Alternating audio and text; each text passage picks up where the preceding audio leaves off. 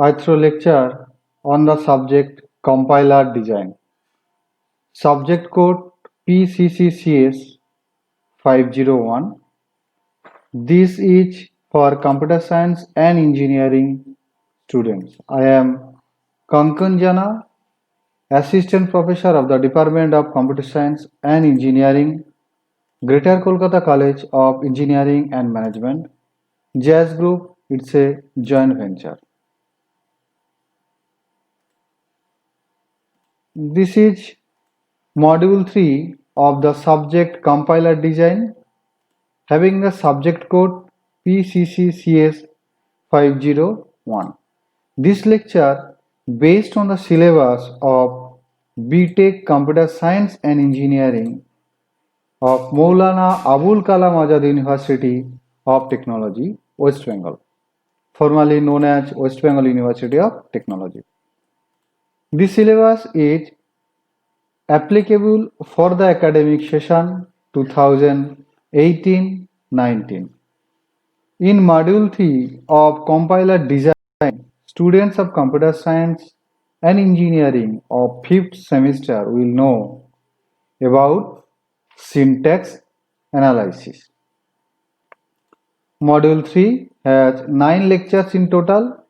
Contents of Module 3 is the role of a parser, context-free grammars, writing a grammar, top-down parsing, non-recursive predictive parsing, bottom-up parsing, handles, viable prefixes, operator precedence parsing, LR parser, SLR, LALR, parser generators, YACC,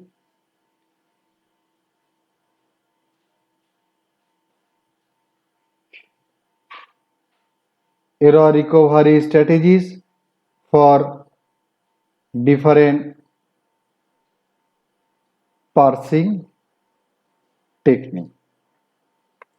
So already we have discussed all the role of the parser and the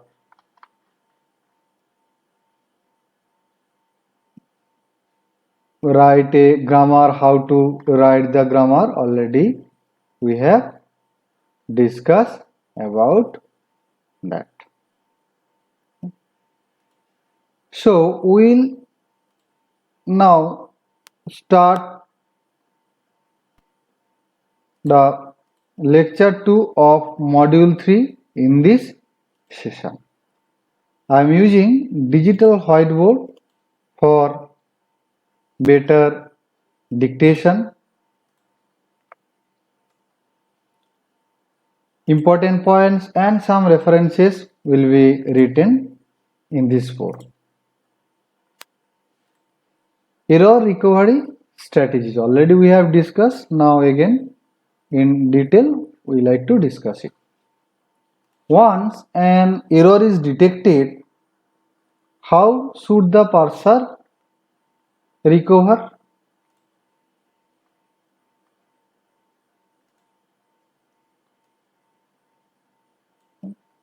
How that will be recovered? Although no strategy has proven itself universally acceptable, but a few methods have broad applicability. The simplest approach is for the parser to quit with an informative error message. When it detects the first error and additional errors are often uncovered. If the parser can restore itself to a state where processing of the input can continue with reasonable hopes that the further processing will provide meaningful diagnostic information. If errors pile up, it is better for the compiler to give up after exceeding some error limit than to produce an error annoying avalanche of the spurious errors. And one of them is a panic mode recovery. In detail, I will discuss it.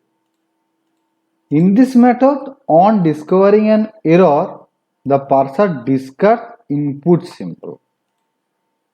Discard input symbol.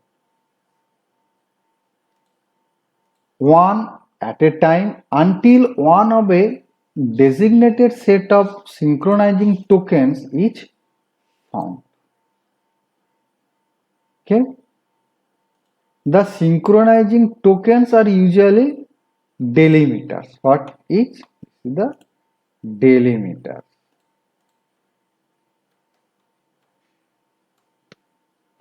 Okay. Such as semicolon, comma, these all are the delimiter, whose roles in the source program is clear and unambiguous. The compiler designer must select the synchronizing tokens. What will you select? That the select synchronizing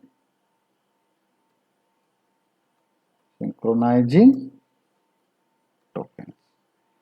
Okay, appropriate for the source language. While panic code correction often skip a considerable amount of input without checking if the additional errors, it has the advantage of simplicity, and unlike some methods, to the consider letter is granted not to go into an infinite loop for searching the error. Next is the phrase level recovery. In detail, I am discussing it. On discovering an error, a parser may perform local correction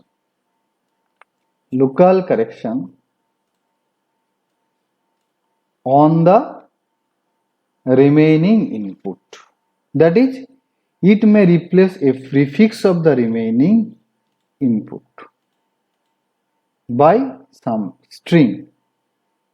Prefix of the remaining input by some string that allows the parser to continue. And a typical local correction is to replace a comma by a semicolon. Replace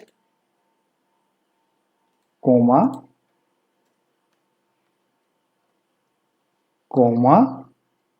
by a semicolon. Okay. And delete extraneous semicolon or inside a missing semicolon also. Okay.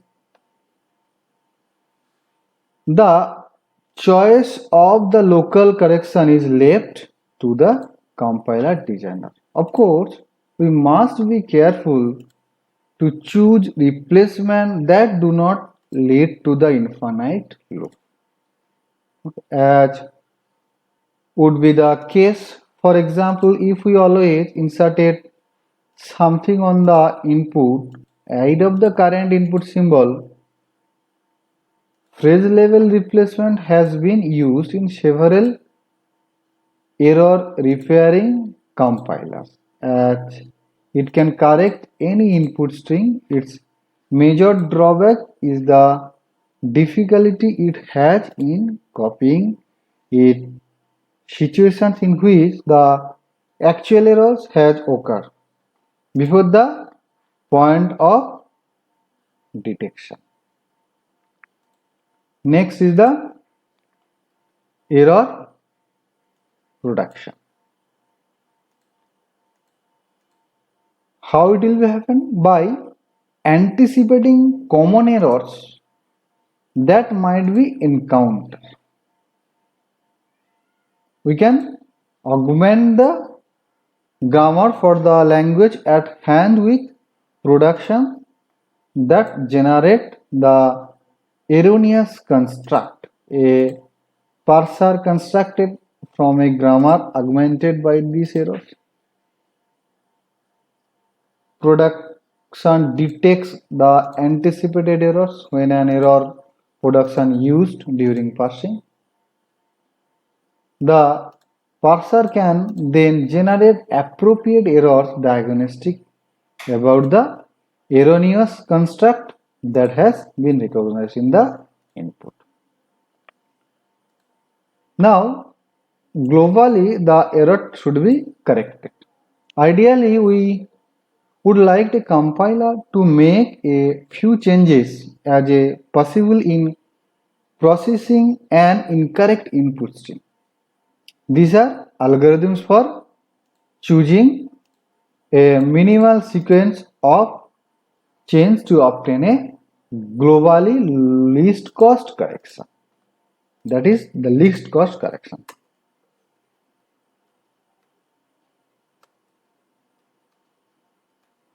Least cost correction. Okay.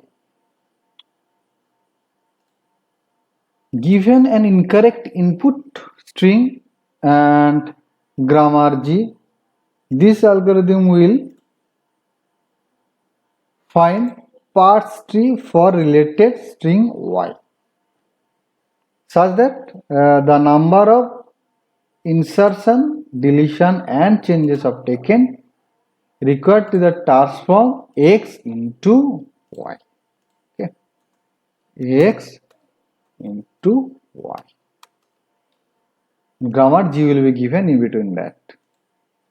The grammar G will be given. Okay.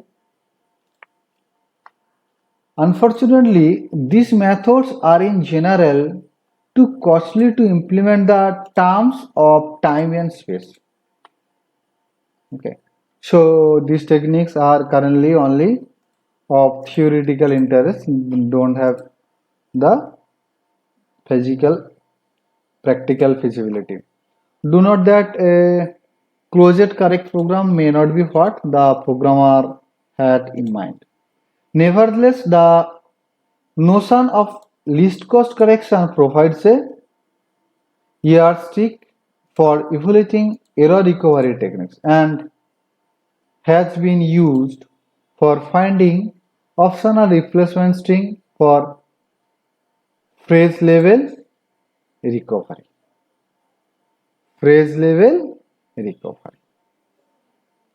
Okay, this is replaced by that one practically.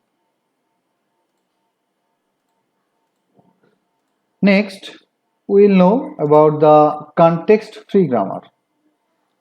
Grammar syntactically describes the syntax of programming language construct like expression and statements using a syntactic variable STMT.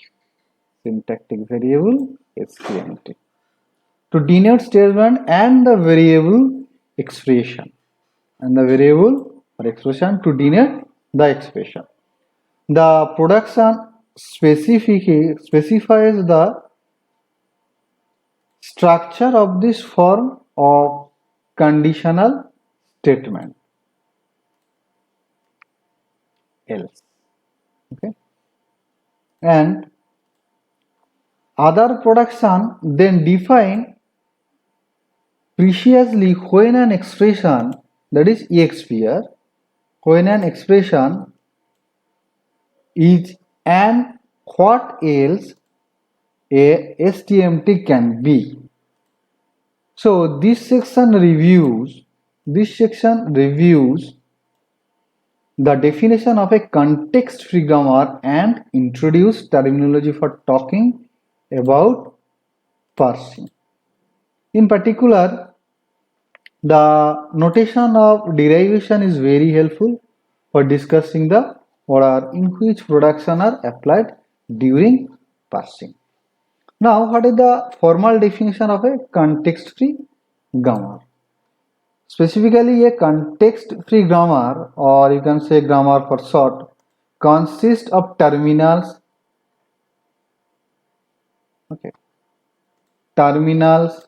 non-terminals, a start symbol, and productions. So, what about the terminals? Terminals are the basic symbols from which strings are formed. Okay. Terminals, basic symbols. Okay. As for example, token name is a synonym for terminal also. Okay. And frequently we will use the word token, okay, or taking about just to the token name. We assume that the terminals are the first components of the tokens output by the lexical analyzer, and in this diagram the terminals are the keywords if, else, okay, and these all are the terminals. Okay. And what are the non-terminals? Non-terminals are syntactic variables that denotes set of string. Syntactic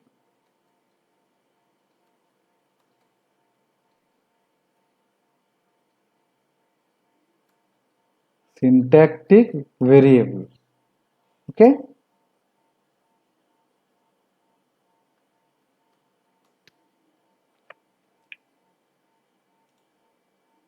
And those are actually STMT, EXPR. These all are the syntactical variable. These are the non-terminals. Okay.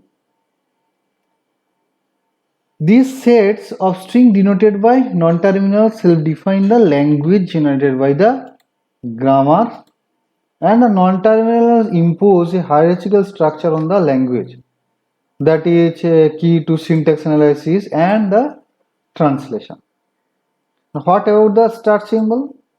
In a grammar, one non-terminal is distinguished as the start symbol.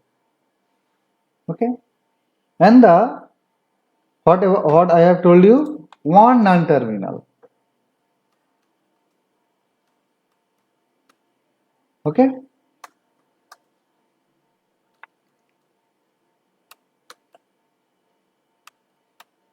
Okay. One non-terminal. Okay, will be the start symbol. This belongs to that.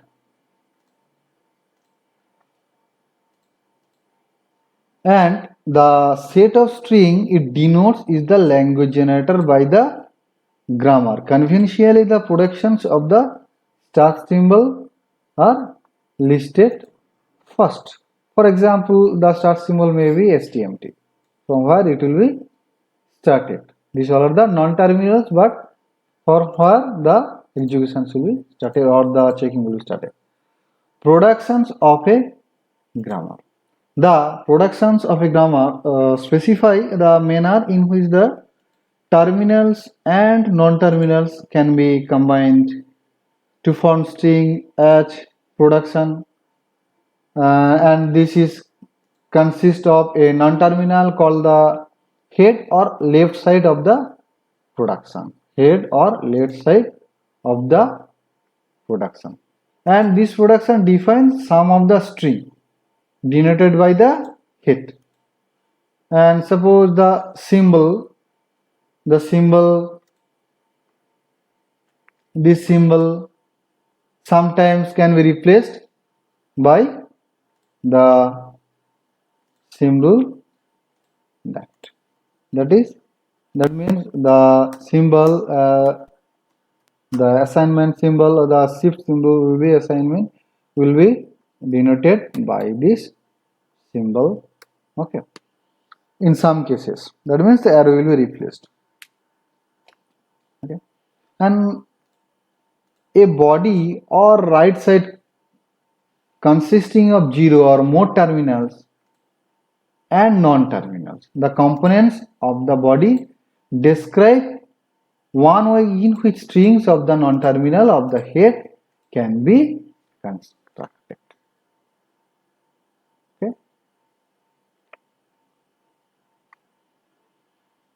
Now next we will know the notational convention. To avoid always having to start that these are the terminals, these are the non-terminals. These are the terminals and these are the non-terminals.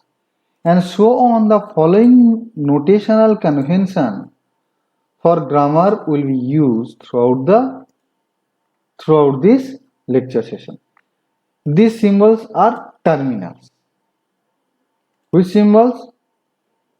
Lowercase letters early in the alphabet such as A, B, E, A, B, E. Okay, these are the terminals. Operator symbols such as plus, okay, minus, and so on.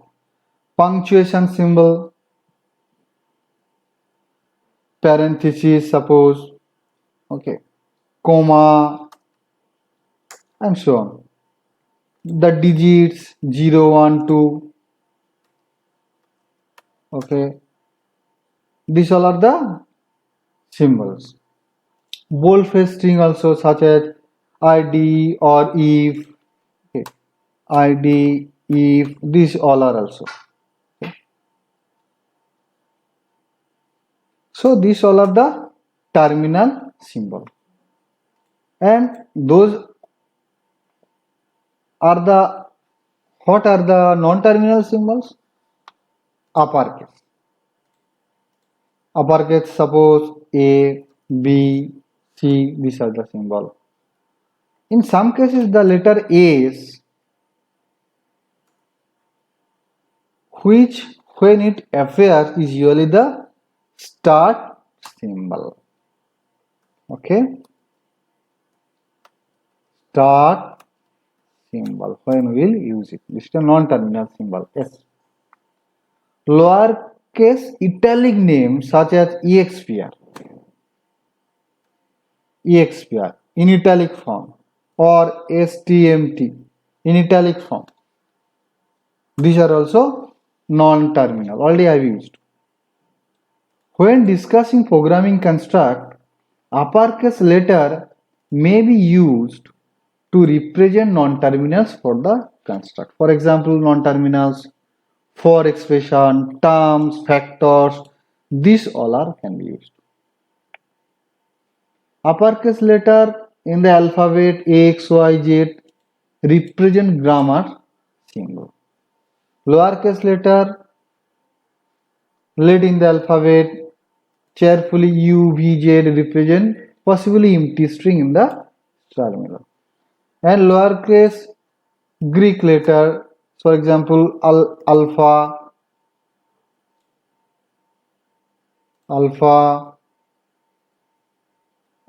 beta,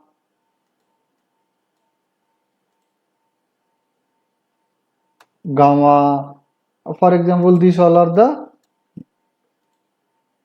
this type of symbol.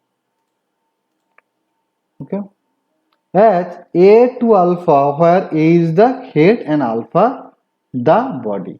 A set of production was A2 alpha 1, A2 alpha 1 like that, A2 alpha 2, A2 alpha k with common head can be replaced by that one. Okay. So that's about the lecture 2. Thank you.